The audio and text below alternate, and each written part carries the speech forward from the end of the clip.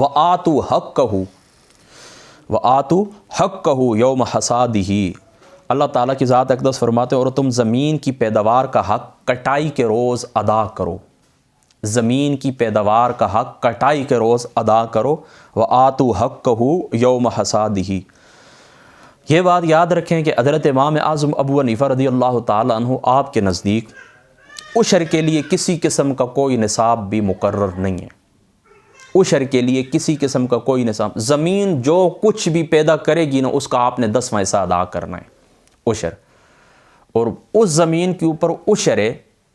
اس زمین کے اوپر عشر ہے کہ جو زمین اس طرح کے آپ وہ کیا کہتے ہیں کہ اللہ تعالیٰ کی طرف سے قدرتی جو بارش وغیرہ ہوتی ہے نا جن کو ہم بارانی زمینیں کہتے ہیں، تو اس زمین کے اندر کیا ہے عشر ہے،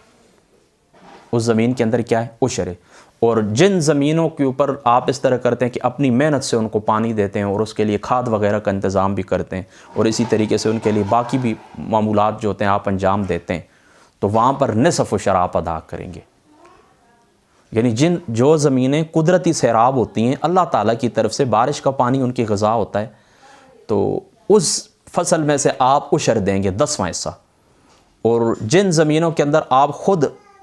ٹیکس ادا کرتے ہیں اور وہ کیا کہتے ہیں بل ادا کرتے ہیں اور پانی دیتے ہیں ان کو، کھادیں دیتے ہیں، ان کے اوپر محنت کرتے ہیں، اپنی محنت شامل ہوتی ہے، تو وہاں پر آپ نصف عشر ادا کریں گے 20واں۔ لیکن پھر یہ جملہ میں دہرا دوں کہ حضرت امام اعظم ابو حنیفہ رضی اللہ تعالیٰ عنہ آپ کے نزدیک کوئی کسی قسم کا نصاب مقرر نہیں ہے۔ بس مثال کے طور پر 100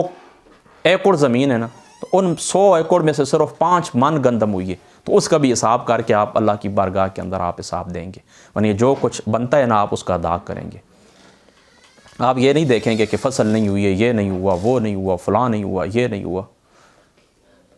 تو یہ اس طریقے سے نہیں ہوگا، بلکہ آپ کیا کریں گے، آپ جو کچھ بھی نکلتے ہیں، چاہے 10 دانے نکلتے ہیں نا تو 9 دانے خود رکھ لیں، 10واں دانہ اللہ کی بارگاہ کے اندر دے دیں، کسی قسم کا کوئی نصاب مقرر نہیں ہے۔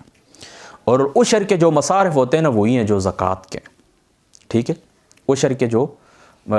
مصارف کون سے، وہی جو زکوٰۃ کے ہیں۔ اللہ تعالیٰ نے قرآن کے اندر بیان فرما دی، میں آپ کو بتا چکا ہوں، انما الصدقات للفقراء والمساکین، یہ جو عشر کے مصارف ہیں نا زکوٰۃ کے، یہی عشر کے مصارف بھی ہیں۔ بہرحال زکوٰۃ کے اندر اس طرح نے یہ بات زکوٰۃ کا کہ زکوٰۃ جو ہوتی ہے نا، نابالغ جو ہوتا ہے نا، نابالغ یا اسی طریقے سے مجنو جو ہوتا ہے، تو اس کی جو زمین ہوتی ہے نا، اس کا جو مال ہوتا ہے نا مجنو یا نابالغ، تو وہ زکوٰۃ ادا نہیں کی جائے گی، لیکن نابالغ کی جو زمین ہے یا مجنو کی جو زمین ہے نا، اس زمین میں سے عشر ضرور ادا کیا جائے گا۔ یعنی زکوٰۃ اور عشر کے جو احکام ہیں ان میں سے یہ ایک بنیادی فرق ہے، آپ یاد رکھ لیں کہ جو نابالغ ہے یا مجنو ہے اس کے مال میں سے زکوٰۃ نہیں دی جائے گی، لیکن اس کی اگر زمین ہے نا تو اس زمین میں سے عشر ضرور ادا کیا جائے گا۔ اچھا، اسی طریقے سے جو زمین ٹھیکے کے اوپر دی جاتی ہے نا، ٹھیکے کے اوپر، تو وہ جو لینے والا شخص ہے وہ زکوٰۃ ادا کرے گا۔ یعنی زمین آپ نے کرائے کے اوپر لی ہے نا، آپ نے کرایہ دینا ہے زمین کا، 10,000 دینا ہے، 20,000 دینا ہے، یا فصل کا کچھ ایسا دینا ہے، وہ بے شک آپ ان کو دے دیں، عشر آپ نے ادا کرنا ہے۔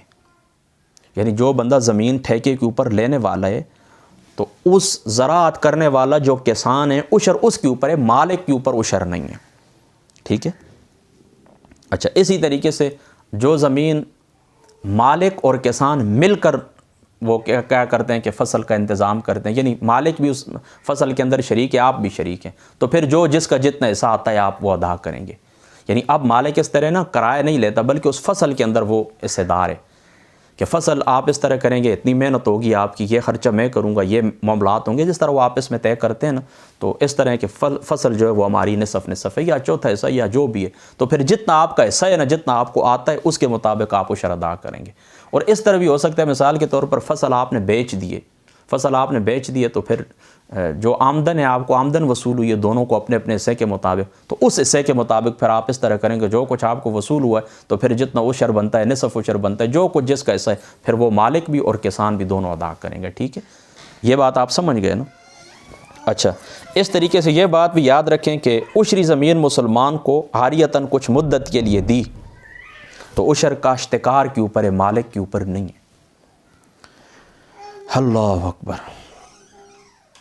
پر اگر کافر کو عاریتاً دی تو عشر مالک پر واجب ہے۔ یہ بات آپ نے ذہن کے اندر رکھنی، یعنی عشری زمین مسلمان کو عاریتاً کچھ مدت کے لیے دی تو عشر کاشتکار کے اوپر ہے، مالک کے اوپر نہیں ہے۔ لیکن اگر کافر کو عاریتاً وہ زمین دے دیے تو عشر پھر کس کے اوپر ہے؟ پھر مالک کے اوپر ہے۔ بس اللہ تعالیٰ کی جو ذات اقدس عمل کی توفیق عطا فرمائے۔ وآخر دعوانا ان الحمد للہ رب العالمین۔